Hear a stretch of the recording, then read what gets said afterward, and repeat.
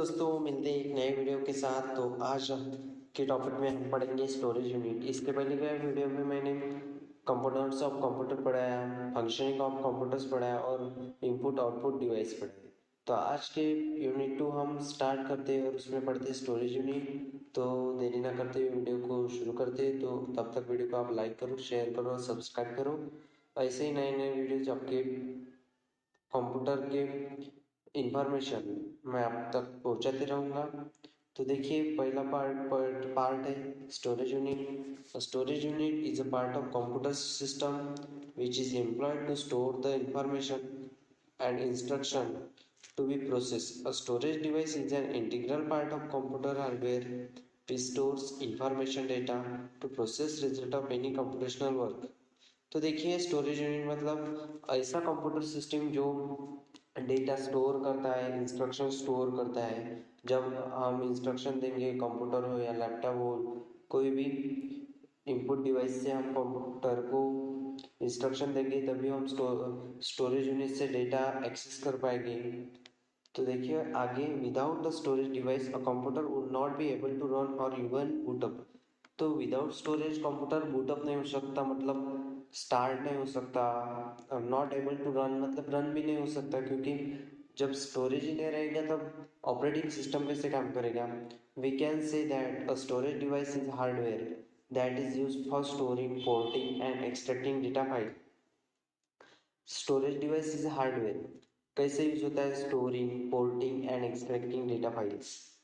It can also store information data both temporary and permanently. तो जो storage unit है ये data as well as information है, temporary भी रखता है या परमानेंट के लिए भी रखता है। क्योंकि परमानेंट के लिए हमें काम है तो रख सकते हैं, क्योंकि टेम्पररी ऐसा है कि हम कभी भी डिलीट कर सकते हैं, कभी भी सेव कर सकते हैं ऐसा। तो देखिए, फर्स्ट पार्ट है स्टैटिक मेमोरी। स्टैटिक मेमोरी मतलब होता है जिसमें हम एडिटिंग कर सकते हैं, चेंज कर सकते हैं। तो देखिए, when the allocation of memory performs at the compile time, then it is known as static memory. जो मेमोरी के जो ऑपरेशंस होते हैं वो लोकेट करता है या कंपाइल करता है, उसे क्या बोलते हैं? Static memory. The memory is allocated at the compile time. Third देखिए, in static memory allocation while execution of program the memory can not be exchange, can not be change. तो स्टैटिक मतलब ऐसा कि जो मेमोरी हम change नहीं कर सकते, और डायनेमिक मतलब जिसमें हम एडिटिंग कर सकते, चेंजेस कर सकते। तो देखिए, once the memory is allotted it will remain for beginning to end the program. Static memory is less efficient as compare to dynamic memory. मतलब डायनेमिक मेमोरी से लेस एफिशिएंट है। This memory is allocation is simple, मतलब जिसका allocation जो process है वो बहुत simple है। तो डायनामिक में देखिए, when the memory allocation is done at the execution और run time then it is called dynamic memory allocation. तो देखिए, when the memory allocation is done मतलब जब एक मेमोरी ने जब एलोकेशन स्टार्ट कर दिया है, मतलब पूरा हो गया, तो एग्जीक्यूशन और रन टाइम जो प्रोग्राम रन होगा तो उसे क्या बोलेंगे? Dynamic memory allocation. The memory is allocated at the runtime. In dynamic memory allocation, while executing a program, the memory can be changed. इसमें हम चेंजेस कर सकते हैं जो स्टैटिक में नहीं हो सकता, क्योंकि स्टैटिक में जो परमानेंट डाटा हमने सेव किया वही रहेगा, और डायनामिक में चेंजेस हो सकते हैं। It is slower then static memory allocation. Static memory से स्लो ये डायनेमिक मेमोरी होता है। Here the memory can be allocated at any time in the program. Dynamic memory allocation is more efficient as compared to the static memory. तो dynamic memory कैसे होता है? तो dynamic memory is most efficient as compare to static memory allocation. मतलब ये जो static memory allocation होता है ये लेस एफिशिएंट होता है, डायनेमिक मेमोरी होता है ये मोर एफिशिएंट होता है। This memory is allocated is complicated. जो स्टैटिक मेमोरी का एलोकेशन है वो बहुत कॉम्प्लिकेटेड होता है। तो देखिए, सेकंड पार्ट में storage unit, types of computer. तो देखिए, टाइप्स ऑफ कंप्यूटर में कंप्यूटर मेमोरी इंटरनल और एक्सटर्नल होता है।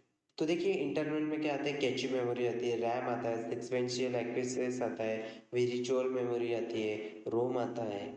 और एक्सटर्नल में क्या आता है, मैग्नेटिक, सॉलिड स्टेट और ऑप्टिकल। तो देखिए रैम के जो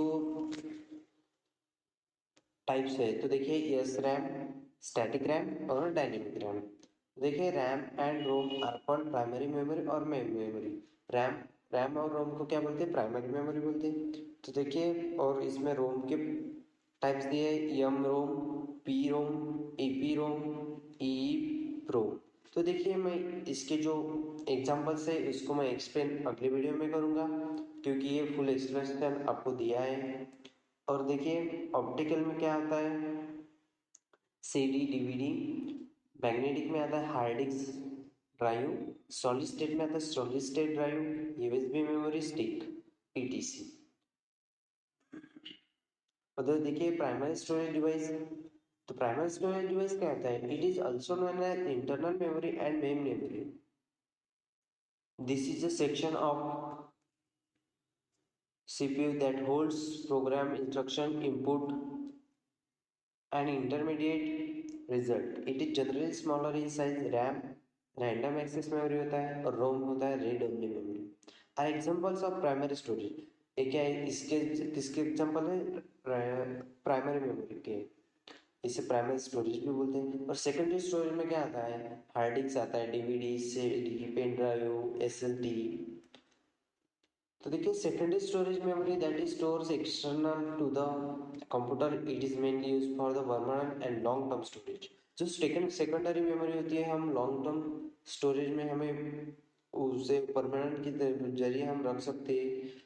एंड इसके एग्जांपल देखिए, हार्ड डिस्क है, सीडी है, डीवीडी, पेन ड्राइव है, फ्लैश है, flash drive, SSD, ETC are example of secondary storage. Secondary storage के एग्जांपल है। और देखिए प्राइमरी स्टोरेज डिवाइस का यहाँ पे रैम के आपको डायग्राम दिए हुए हैं। तो देखिए रैम आपने देखा ही होगा लगभग। तो देखिए stands for random access memory. Random access memory मतलब जो प्राइमरी होती है, जो रैंडम डेटा रखती है, मतलब रैंडम से भी याद रख सकते हैं आप कि डेटा जब लाइट है तब तक डेटा, मतलब जब तक कंप्यूटर ऑन है तब तक डेटा रहेगा, कंप्यूटर अगर शट डाउन हो गया तो डेटा वहाँ से मतलब डिलीट हो जाएगा। मतलब जो परमानेंट स्टोर नहीं रखती उसे बोलते हैं रीड रैंडम एक्सेस मेमोरी। और देखिए it is used to store information that is used immediately, or we can say that it is temporary memory। तो देखिए इसे क्या बोलते हैं, टेम्पररी, नॉट परमानेंट। ये परमानेंट डाटा कभी नहीं रखती। जब हम कंप्यूटर में प्रोग्राम वगैरह कुछ हमने डेटा सेव किया है वो परमानेंटली रहेगा, लेकिन रैंडम एक्सेस में ऐसा होता है डेटा परमानेंटली सेव नहीं रहता, it is temporary. Computer bring the software installed on a hard disk to RAM to process it and to be used by the user।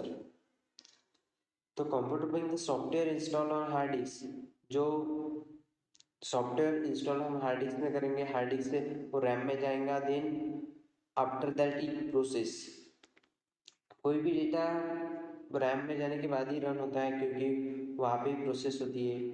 Once the computer is turn off the data is deleted. मैंने आपको पहले भी बता दिया है कि data delete होता है। With the help of RAM computer can perform multiple task like loading application, browsing the web, editing a spreadsheet, experiencing the newest game, etc. It allows you to modify quickly among these tasks, remembering where you are in one task you once you switch to a different task। तो देखिए क्या होता है, data modify कर सकते हैं हम। जब हमारा कंप्यूटर या लैपटॉप चालू हो तभी हम डेटा मॉडिफाई कर सकते हैं quickly. Remembering here you are in one task once you switch a different task. मतलब आप जब विंडोज में जब काम कर रहे तो आप गूगल भी चला सकते हैं एट ए टाइम क्रोम भी चला सकते हैं।